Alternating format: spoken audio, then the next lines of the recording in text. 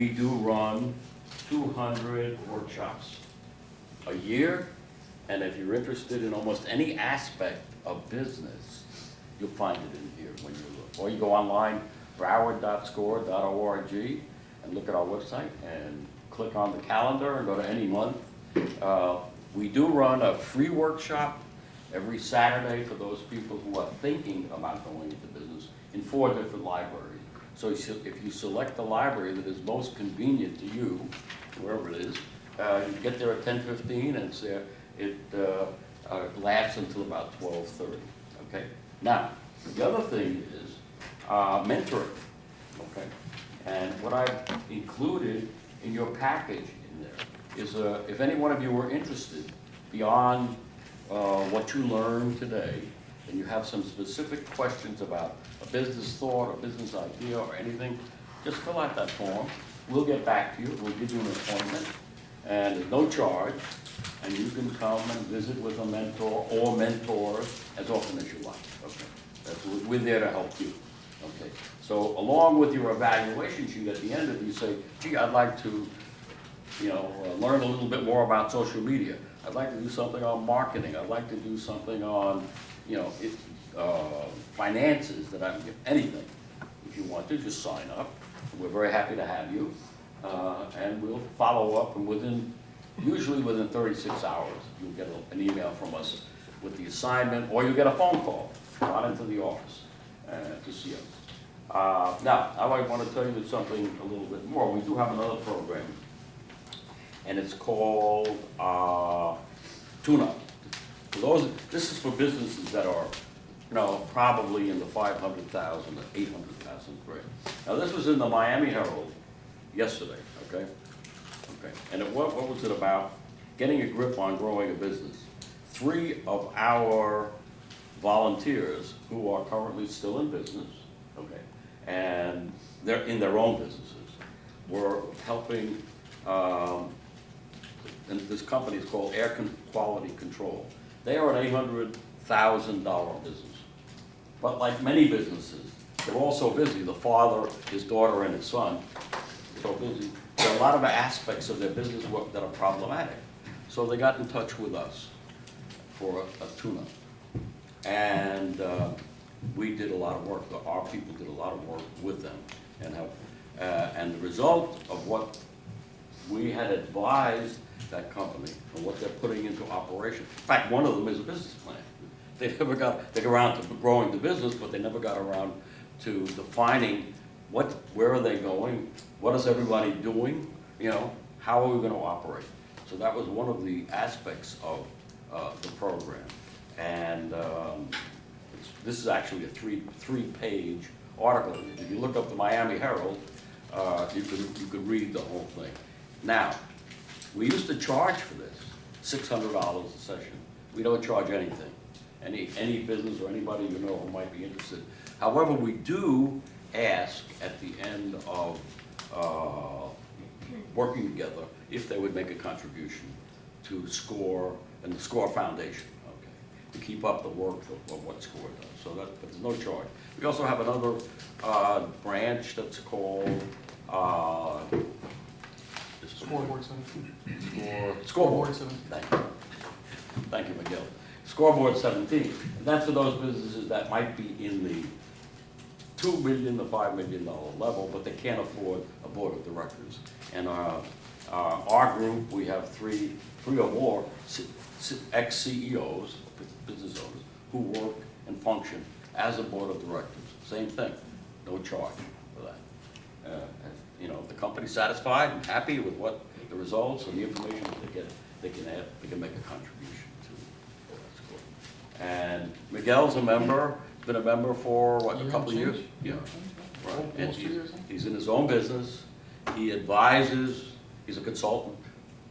He advises businesses of all levels. And you're getting a very professional lesson today from someone who really knows what he has. One of our guys, or our people, like it's about 50 to almost 55% of our members are still in business. So that what they're giving you is information that is today's information. not from somebody like me who's been out of the business world for quite a long time, so. I'll give you a would say Miguel, I'm I know boosting. you're gonna enjoy it, and you it's very gonna be very worthwhile. Give Marshall a big round of applause, please. Because they don't get as much recognition as they deserve. They're always behind the scenes, and the value that they bring to business owners and processing, I got it. Thank you very much. Appreciate it. I forgot to turn on the camera last time, so thank you, Marshall. Give you a little bit of bio on myself. Born and raised in Miami. We run a consulting company called Genesis Financial Associates. We go by GFA. We have another division also called CFO by Design. My specialty is in business finance, funding, and I'm a financial planner by trade. That's where my history comes from.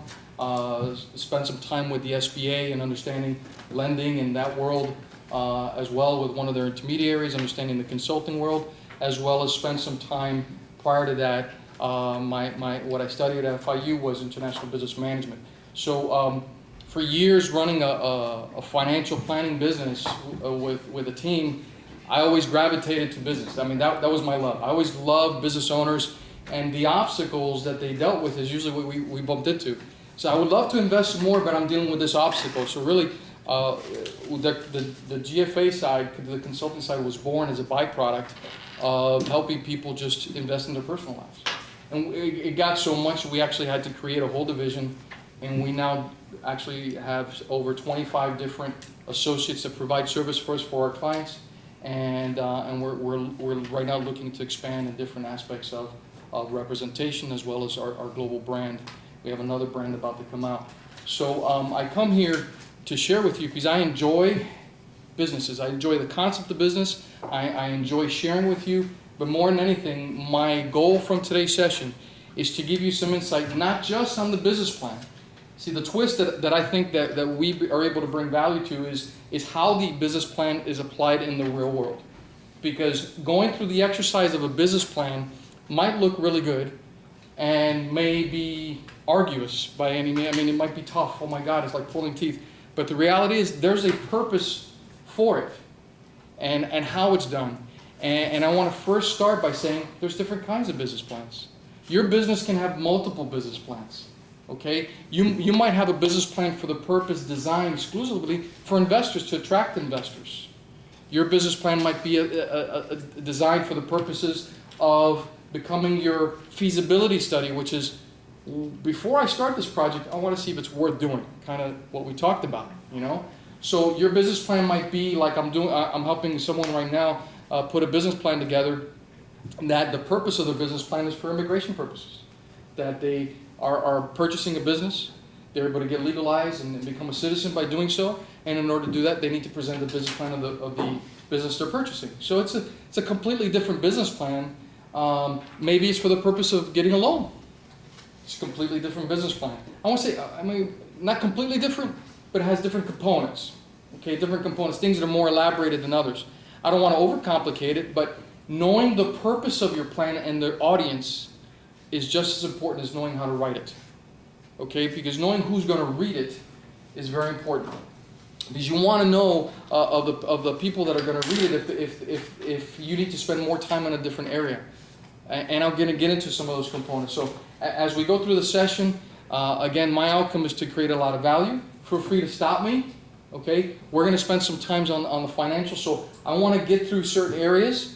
But to my complete surprise, and the last time we did this session, I had a lot of feedback that a lot of people found a lot of value in the vision part, the part of where it's your mission and your vision, that they always confuse that. And I usually want to rifle through that to get to some financials, because the financials are my strength, is what I enjoy to talk about. So, but feel free to stop me and interrupt me, because your question, I guarantee you, is probably 50% of everybody else's question, but maybe they right now are a little tired, they don't want to raise their hand. I know it's late in the day, so the only feedback I ask you is to nod every now and then. Just kind of let me know you're with me. You know, the last session we had, one of the students said that she felt, because one person actually kind of nodded off in the corner, but the consensus as a whole was it had a lot of value. So the only thing I ask you is to just stay with me. I promise you, by the end of the day, you're going to walk away with at least one thing that's going to completely impact the aspect of your business or your venture or your project. Any ways you want to get a hold of me, we do offer free information. We do offer some free information. We give free advice if you go to our Twitter, so feel free to link to us. Welcome. I don't know if you've ever heard of some of these phrases. I don't need a plan, says neither Lewis Carroll's Alice in Wonderland. Would you tell me, please, which way I ought to go from here? That depends on a good deal, on where you want to get to, said the cat. I don't much care where, said Alice. Then it doesn't really matter which way you go, does it? So having a plan is going to help you determine the direction where you go or not go. Sometimes knowing where not to go is just as important as where to go. Okay? Why do you want to write a business plan? Okay, let me stay over here. You want a blueprint for improvement, direction, and growth. So obviously that's basically, it might be you're already started. That's kind of a starting component. Explain business to customers and suppliers. You might take your business plan, extract some of the components, and make it your media kit. Okay? So you might be something that you can present to a potential client, excluding some financials and some more private information from the company, because your business plan can serve multiple functions. Needed for financing, I just established that, and strategic partnering. Maybe you're presenting your business plan for the purposes of someone that you'd like to become joint venture. And you're showing them, well, you have this widget, we have this widget, together we can create this combination. I feel that that combination may create this kind of gross sales. It could show you that as well. Attract key people. You might have some board of directors, again, some people you want to associate with, and they might say, well, yeah, I like your idea, but I'll be truthful. For those of you that have great ideas, ideas are one thing, but until you translate it to a document, it's an idea. The minute you translate it to the document, you beat 50% of people with ideas. Because most people that have ideas, I can't tell you how many times I've spoken to different people who says, oh, you see what he's doing? I had that idea 2 years ago. I go, yeah, the difference is he started. Okay, they actually did something. You know, there's no bigger teacher than the world of experience as you fail forward. You should all get that book by John Maxwell. I tell you, it's fantastic. Failing Forward. It's a fantastic book. If there's anything I can encourage you to do as we go through this, I'm going to throw in some anecdotes. And one of the biggest anecdotes I want to officially release you is from perfection. Do not expect yourself to do the ultimate business plan. Do not expect yourself to have the premier business plan, the best one out there. Personally, I say, I want to just get through it, and if I can get through it, I'm lucky. The reason is because sometimes lowering your expectation will let you get started versus having high expectations and having to be paralytical. Does that make sense? Mm-hmm. Because once you get through it and get started, then okay, all right, I can do this. Oh, I did it okay, but let me at least just move on. You'll get back to it, but at least you're moving forward versus saying it's not perfect yet, it's not perfect yet, it's not essential. Just get it forward. Did I touch your hand over there? She's kicking her on the other side. All right? So, why write a business plan? Because I need to understand my business. Who are my customers? Why will they buy my service or product? What resources will you need to run your business? Who is your competition? That's key. I can't tell you. That is just as important. And you'd be surprised. A lot of people say, well, I know my competitor. I go, really, who are they? Oh, I have an idea. I go, okay, well, tell me a little bit about why do you feel they're a competitor? Let me give you an example. I had a gentleman that was doing an entertainment business, and he felt that the competitors were other people doing the exact same business. And I shared with him, I said, what money comes from the pocket of your client?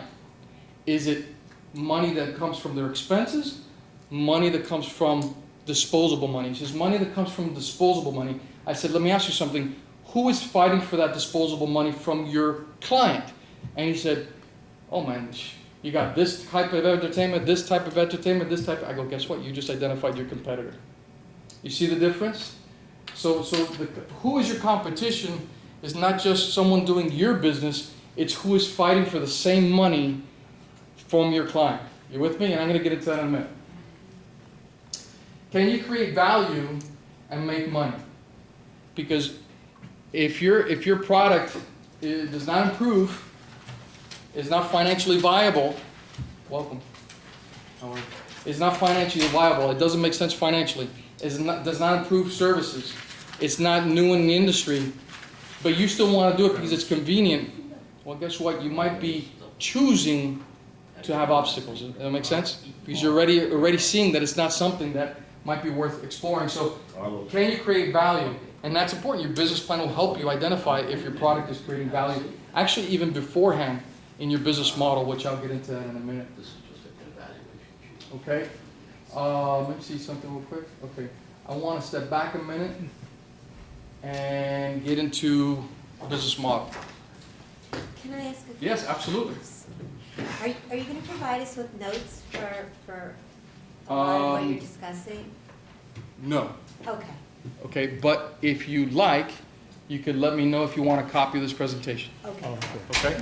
Okay, so for the sake of that purpose, but as far as how I speak, but I will tell you, I am filming myself. Okay, so it'll be on our YouTube channel. Oh. Okay, so my marketing director will be very happy because I've failed to do so the past 5 times that I've been doing this presentation. So that's available. Okay. Okay?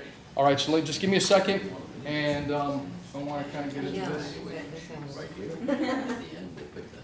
Okay? Thank you. And how do we access the? I'll give you all that information. Okay. All right, what we have here, this is the overall skeleton of the business plan.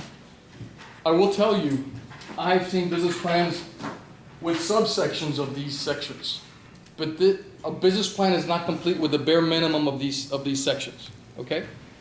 What we have here is, here we go. You have your mission, your vision, your values, which we'll get into that in a minute. This dictates the direction of your company, and that anybody that reads that should understand what you're about and where your company's going. Your elevator speech, it's more of a marketing piece of your business plan, but it's essential in you being able to be in the world of networking and knowing how to talk about your business, but get to the point within 60 seconds or less. Business model canvas, I'll get into that. That's establishing your business model, how it actually functions, because your business plan is here. I would hope somewhere you did an explanation of your business or venture on a napkin. Okay? No, welcome. Actually, you need to register here. Okay, so if you did your business presentation on a napkin, that's your business model. Just basically, this is who we are, this is what we do, this is my client, this is where I'm going to get my service, just the basics. That's your business model. Okay, and that's the prelude to the business plan. Evaluation sheet. Okay, we have here, establishing a PowerPoint presentation, how important that is. The executive summary, the business plan, modern market analysis. I know you wanted some market, where to look for market research information. I'll touch a little bit on that, and then maybe we can get into some other areas. There's another course on marketing, might be giving more, but I'll give you some value on that. Okay. Marketing mix strategy, very important, especially in today's day and age. As we went through here, I think we had about 4 or 5 different marketing mediums that people learn about us. So that's understanding your mix, operating plan, management team, and financial plan. These are the basics of the skeleton. I personally have always added one around here called Keys to Success. Okay, that would be something to write because you're not going to find that anywhere. Okay, Keys to Success. What makes your business, what makes your project, what makes your venture different and unique and better? Around where do you? That's usually right here, right before you get into your market, right in the beginning, right outside of it, right after executive summary. I would put it right there, Keys to Success. You know why? Because most underwriters don't read beyond the executive summary. It's the truth. If you're looking for lenders, investors, they really don't go beyond here. They might skim through that, they give it to somebody else, and they jump straight to financials. It's just the way the world works, okay? So if you're able to extract out of your business plan what makes your project unique, what makes you as a professional unique, and say, well, you can read everything, but this makes us extra special. The fact that we have a key relationship with this vendor, the fact that I have 20-year history of doing this business, the fact that this, some key components, marketing mix, unique strategies, special team, whatever you feel is unique, and you put it in keys to success with a very, very brief blurb. It's not the content of your plan, it's how your plan is designed for the reader. Remember, I cannot emphasize that as much as I can. Okay, mission statement. Mission statement is a statement of purpose.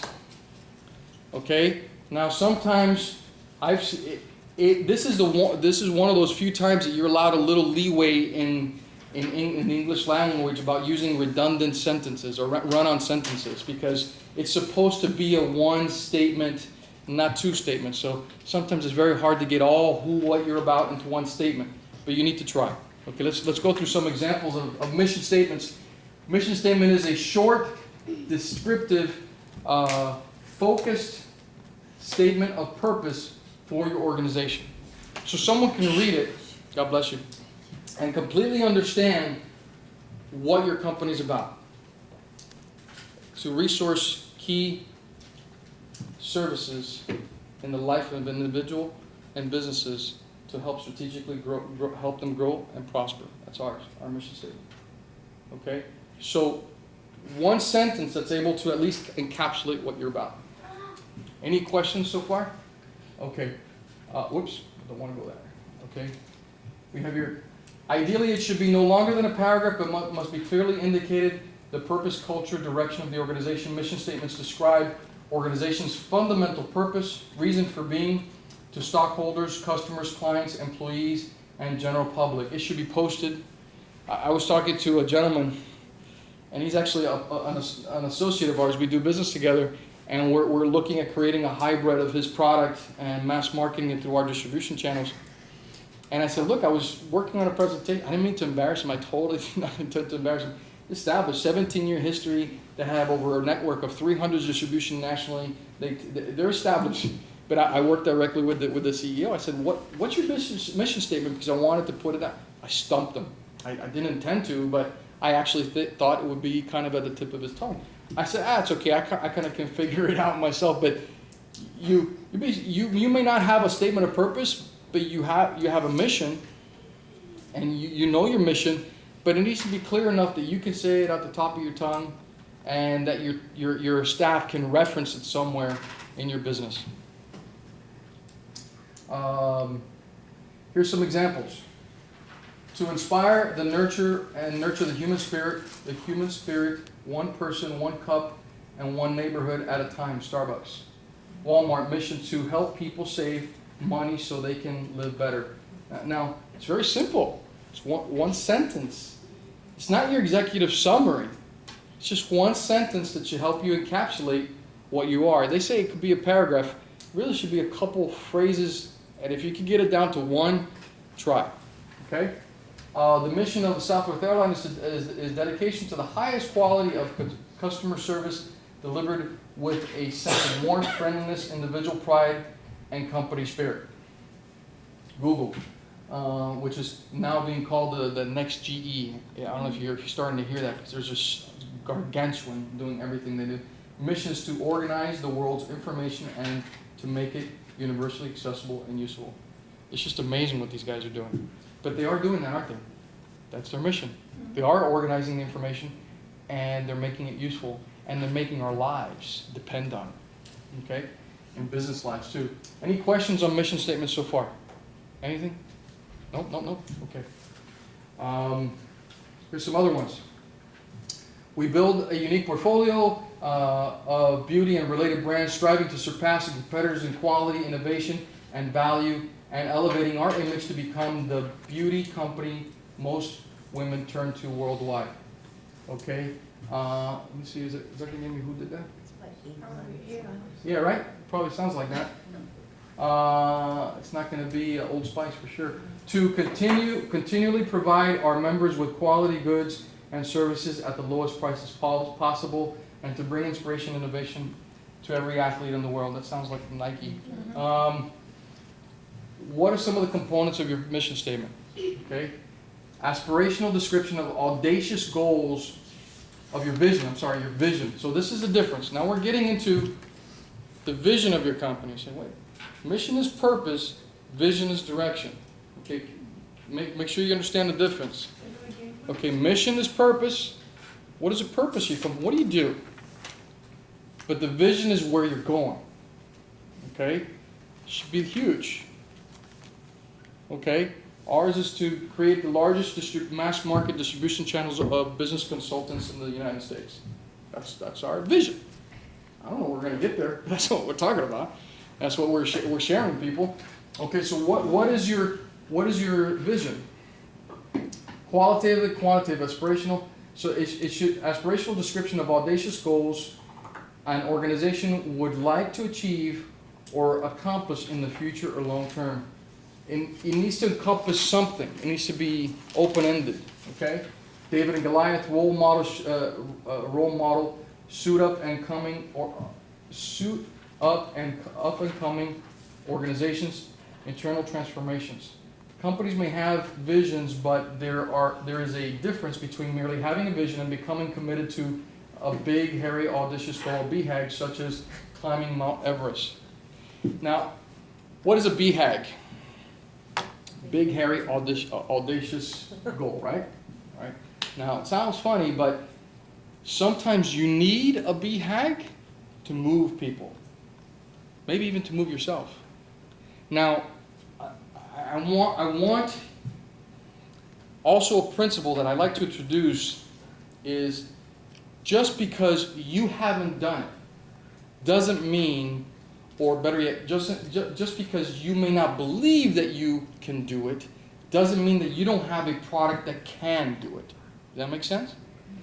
And be very careful with that, because a lot of times business owners are limited to their life experiences, and they create anchors, or entrepreneurs. They say, well, how can I if I went through this? Does that make sense? Who would listen to me if I dealt with this? So then all of a sudden you're paralyzed, right?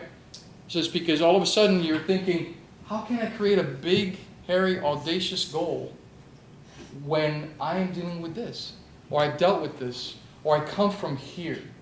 There's too much proof in today's world of entrepreneurship that anyone is capable. If one person did it, another one can as well. The difference is just allowing yourself to be present to the moment and says, okay, if I was the person, if I was the entrepreneur that I believe should be in this business, what would our vision be? What would my vision be? You see the difference? Because you're coming from the space of possibility versus the space of impossibility. And it's very important, because I've seen an enormous amount of very passionate people be paralyzed by their past, or be paralyzed by what people have told them. So allow yourself the freedom, say, I'm just playing, right? We should be more childlike in our older age, because when you see a bunch of children together, what do you see? You see them playing and fantasizing, right? They're Superman. They're all these great things, but all of a sudden we get beat up in this world, and then we stop believing that our dreams are possible. And it says, well, why me? Well, why not you? It's been done before. Someone with as many obstacles, bigger obstacles, less obstacles did do it as well. So allow yourself to be present to the possibilities that a big goal could happen for you. And then all of a sudden it comes to you. Does that make sense? But if you're present only to your obstacles, to the reasons why you can't, you're going to say, I don't know how to do a business. No, you know why? Because you're not coming from the space of possibilities. Did I get it? Did you guys nod your heads with me? I need the feedback today? Very good. All right, so here are some visions. Target. Okay? Become a $125 billion company by year 2000. You have democratize the automotive and Ford Industry Company, 1900s. Become the company most known for changing the worldwide poor quality image of Japanese products. This is awesome because look, this is in the early 50s. You think that Japan has a different view on, or we should say the US or the world has different views on Japanese products? Totally. So that was a big goal back then, but it's a reality that came to fruition, isn't it? Become a dominant player in the commercial aircraft business into the jet age of Boeing. And Boeing is still going strong. Become the most powerful and the most serviceable, the most far-reaching worldwide financial institution that has ever been. Citibank's predecessor to Citicorp, 1950. And Citicorp, interestingly enough, in the late 90s became Citigroup, which was at that time the largest financial institution in the world, and then got broken up a couple years after that. Okay? Look at this. Common enemy of BHAGs involved David versus Goliath. Knock off RJR as the #1 tobacco company in the world, Philip Morris. Okay? Crush Adidas. Nike said that in the 1960s. Okay? Yamaha. What did it say? We will destroy Yamaha. Honda said that. So it says common enemy of BHAGs involve these kinds of comments because that is targeting an entity versus giving a direction. Does that make sense? So it's more like a competitive strategy, but it's not really giving a direction as a company. See the difference? Okay. Whoops. Okay, role model. BHAG suit up and come. I have a hard time. Suit up and coming organizations. Become the Nike of the cycling industry. Become as respected in 20 years as Hewlett Packard is today. Watkins Johnson, and become the Harvard of the West, Stanford University. Look, he said in the 1940s. Is Stanford reputable? It's pretty awesome. But you see the difference versus attacking versus association. It's a different. This gives direction.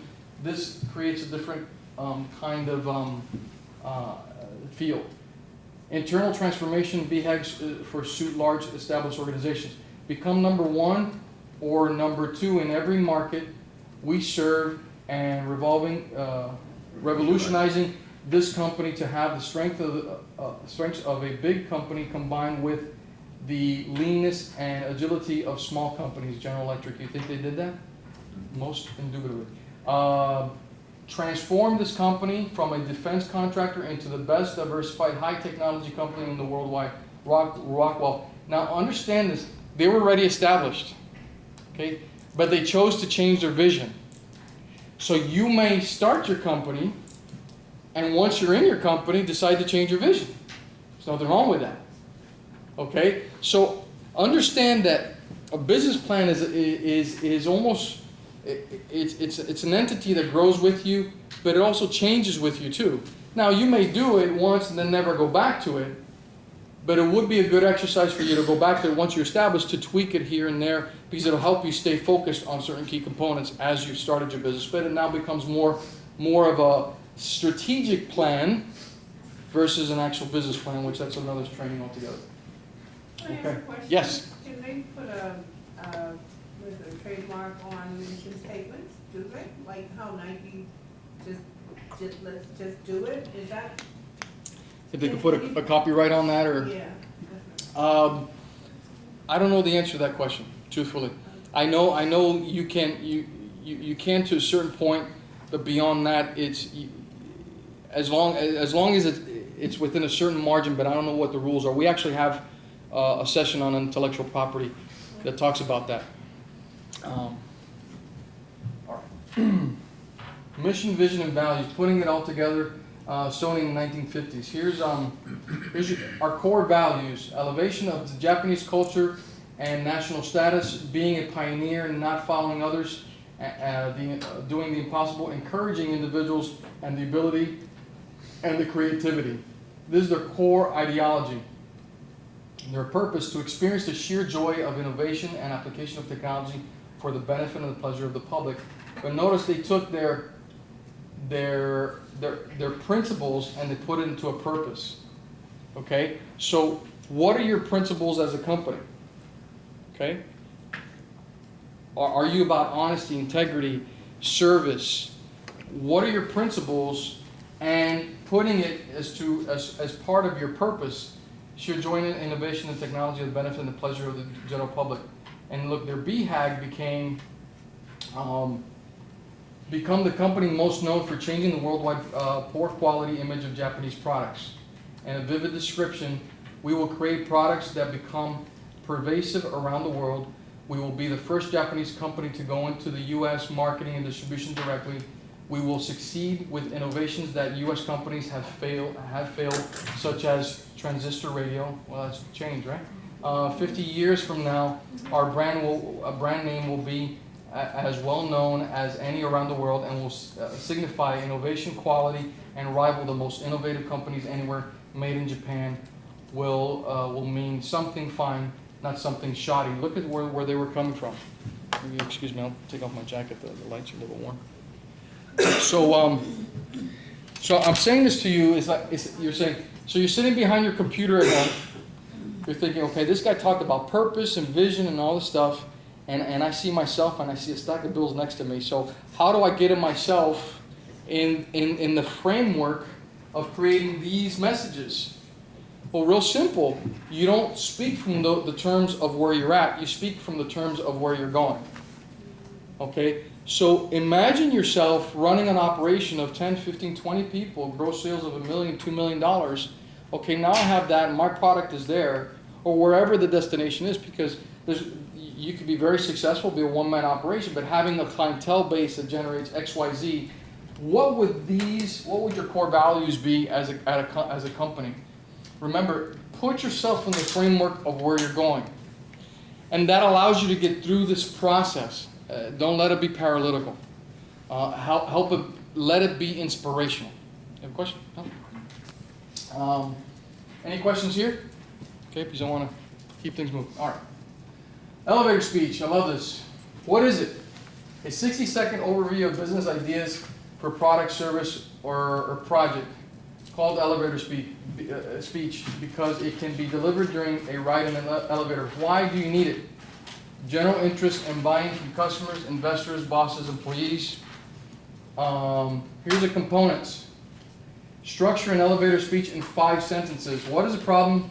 What is the solution? What are you and why are you the one to solve the problem? What is the value proposition? Solve a problem or fulfill need for target customers. What is the call to action? Okay, if you cannot explain what you do in 60 seconds or less, you haven't spent time understanding what you do. Okay, this is very important.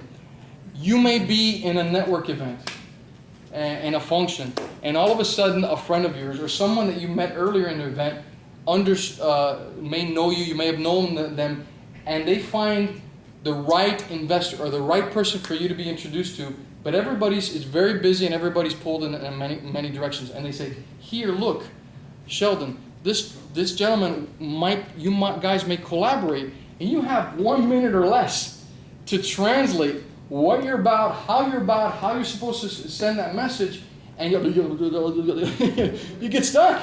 You get stuck, you know why? Because you weren't prepared. Okay?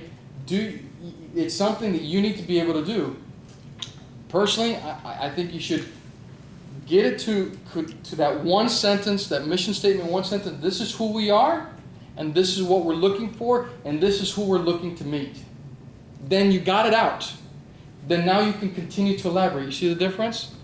You know, you got it out in maybe less than a minute, but then based on the person's reaction, you're able to elaborate a little bit more on maybe a comment here or there. Okay? But in each answer, you know, what is the problem? Well, we're in the neighborhood. We just established, I have janitorial in my mind because I'm helping get a loan for a janitorial business. We have a janitorial business, but we're targeting commercial services, and we're looking to establish a team. But I have experience, but then I have a partner that's going to help us with the services, and all over the place. Okay? But then somebody meets you and says, look, I'm an investor. Hi, I wanted to meet you. And then you say, oh, we're establishing a janitorial business, and we're going to be innovative. We have an online service component, follow up with systems, and we're going to be concentrating in the commercial sector, but we have also different price components, and we're going to be working directly with our direct buyers. And boom, you got it out. Okay? But if you're not there, that you can get it out, boom, boom, boom, without an then you got to work on it. Because those vocalized pauses indirectly take away from the confidence, take away from the translation of confidence. This is a little footnote, this is bonus, okay? The process of sales, listen carefully, guys. Stay with me, okay? The process of sales is a transference of trust. Now, some people transfer confidently, but then also cannot be trusted. But you can pick that up, can't you? You pick that up when, okay, this person's not genuine. But if you're not using a certain tonality, if you're not crisp on your words, because you haven't taken the time to, on your elevator speech, you're not going to transfer that confidence, are you? You can do it. You have the ability to, but you didn't stand in front of the mirror, stand with a friend, or stand with a group of friends. Hey, can I just run this by you? Laugh at me afterwards, okay? But let me just get it out. This is who we are. This is what we do. And this is what I'm looking for. Blah blah blah. How did that sound to you guys? What did my body language say? If you don't do that and allow yourself the time to translate and let your body language communicate your message, square off your shoulders when you're talking to somebody. Make sure you're looking at them in the eyes. Great exercise is to sit down with somebody and see how long you can look at them in the eyes. And just keep on going there. Because you're going into someone.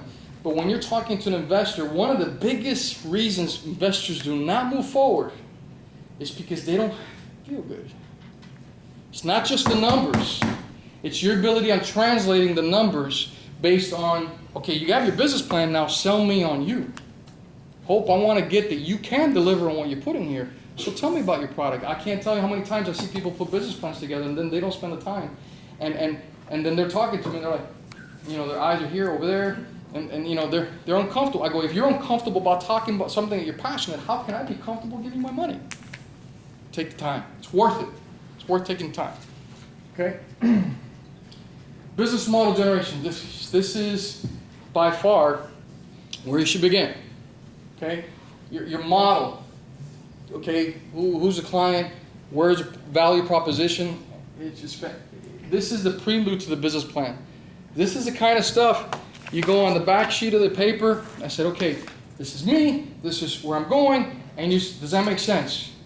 Okay? And you see, and then based on it working, see, you all have business models. You wouldn't be here because you wouldn't have an idea that you want to elaborate. The question is, if you took it to a little bit more detail with some components. Let me show you.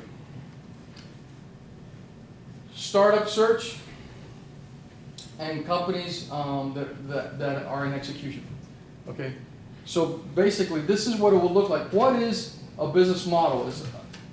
It's how a company creates value for itself while delivering products or services for its company. So if you cannot establish the value of your product in a very simplistic box canvas, as it's called, then you may not really have a viable product. You might have an idea, but you need to be able to put it in certain windows. Let's go through that. What we used to believe is that all I need is a business plan to execute. Reality is that's not it. Is that plans meet first contact with customers, and it could be this. Like I said, because you don't have how your product is going to create value to your client. So you says, well, I have an idea, but now all of a sudden the client, you sell your product and then there's a hiccup in the process. You didn't establish how those hiccups were going to be addressed in your model. So yeah, we believe that everything's going to go well, but when things don't go well, what do? Okay? That's what your business model does. Okay? What we know is that no business plan survives first contact with customers. Business model generation comes before the plan. Okay? So first you search your model hypothesis. I think that if I buy this water from this source, Here's a perfect example. There's a gentleman that I think he's fantastic. He's up and running. He actually was in the show The Sharks. I'm sure a lot of you watch that. Okay, he's actually working with one of them as an investor, but he has a great product. Basically, it extracts, it creates water out of the air. So it takes the oxygen and takes the water component and actually creates water out of actual air, purified water. And he shows how this kind of water actually is bad for you. But everything's bad. Splendid's good, Splendid's bad, Splendid's good. So the fact is that his model I thought was fantastic, but he's bumping into some issues on funding. He's bumping into some issues that his clients love it, but the machine itself is pretty expensive for someone to buy. So although he got the right product, he knows its use, you see that his model wasn't fully developed. It kind of got stuck. He didn't establish that his consumer he might need to have a financing component to his model so people can finance and he can better distribute his product. Okay? And then the actual execution of the model. Business plan model. More startups fail from a lack of understanding of their market, business model than from the failure of the product and service itself. You need to know how your product is going to go from point A to point B to point C, and then after it's in point C, how does that product redistribute back to yourself? We were on I did a turnaround with the paper, which it's a tune-up program now. And basically it was an established business, $2 million of gross sales, established, been around, recognized for what they do. Their issue is that when they started their business model, they did not really establish a very good way to market other services to their initial clients. So they have, let's say, a hamburger that they sell, because I don't want to say their name. They have a hamburger that they sell, and that's all they sold, but then they decided to add French fries and shakes, and they never found a good way to remarket to the existing clients that went through and bought hamburgers that they said sell French fries and shakes. That's where they got stuck.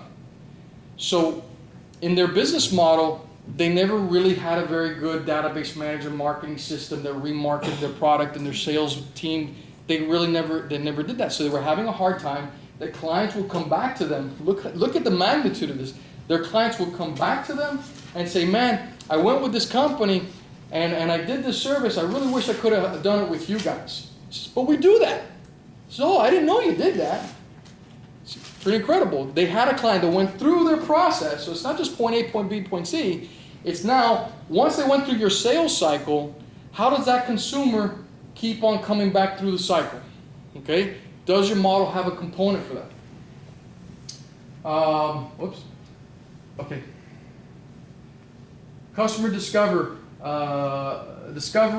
This is your business model. This is the search part. Your customer discovers, and now it's validates your service. Okay, now the execution of your process, the customer creation, and that builds your company. So this is what I say: point A, point B, point C. So now the customer discovers you. You validate that you can do the work. Okay, you create a client, and now you start building your company. Okay, but then I would add to this slide. Then you would now create repeat business from the same cycle. I would create another one. Okay, because more and more, if you already sold someone, they already validated you, the likelihood of you being able to sell them other stuff is very much easier than you trying to get someone from unless it depends on your product, of course. Okay? So this is the value proposition. This is the gold. All right? Excuse me. The value proposition, it starts with that, with what is it you do? And how is it going to benefit? And in the world of benefit, this is what I would do. I would put what you do. I provide interior design, or I provide whatever it is I provide. Okay? But what is the value of that product? Okay, what is the value proposition? How is it going to, what is it, in a couple bullets, how is it going to help? What problems is it going to solve? Okay, what are the benefits of my product? Because from value proposition, it's not just about your idea or product, it's about who it serves, okay? Okay, it's about solving a need or problem, or satisfying a customer's need, or who are your actual customers. So you could put, if you want, you could put your product in the center. Says, okay, this is my customer, this is the problem I solve, this is the benefit to them, this is the benefit to the community. Because actually, there's a project that we're working on, the one that I told you that I got referred to, that it's a very unique project. That it's a veteran. It's basically an employment, a nonprofit that's being created, and it's for veterans coming through, but they won't be charged to be able to get certified in a particular trade. The universities are part of that. The course will be offered for free, and they also will have employment waiting for them at the end once they're done. Okay, where you have veteran employment agencies, but they usually charge. Okay, so this organization is unique that way. That's their value proposition. But one of the key components is I'm helping them with their business plan, because they were all over the place. Oh my goodness, they were just, everybody had ideas. I said, okay guys, I have one question. How is the entity going to sustain itself? Everybody was stumped. It sounds great, but how is, step one, how is the entity going to sustain itself? And then my second question, I said, who does it benefit? That's the value proposition, because we start here at the model. So then I sent out an email, and I'm basically saying, okay, what is the benefit to the client? What is the benefit to the provider? What is the benefit to the organization itself? And what is the benefit to the community? He says, well, who cares about the community? So I'm very interesting. When your product also, all products generally should benefit the community, except now I was given a business plan request, which I denied, for a business plan for the cannabis industry. So now that's a big trend now. So I don't know, I guess there's two ways of looking at that industry, how it benefits. So, but generally most products benefit the community. So when you're clear on how your product benefits, notice we haven't written your business plan yet, okay? But you're clear, my product benefits the client, my product benefits the vendor, the provider, or my product benefits us as an entity, and it also benefits the community. When you have an investor in front of you, you're like, oh man, this is what it does, this is the benefit, this is the benefit, because you're clear. It's encapsulated, okay? Here's a value proposition template.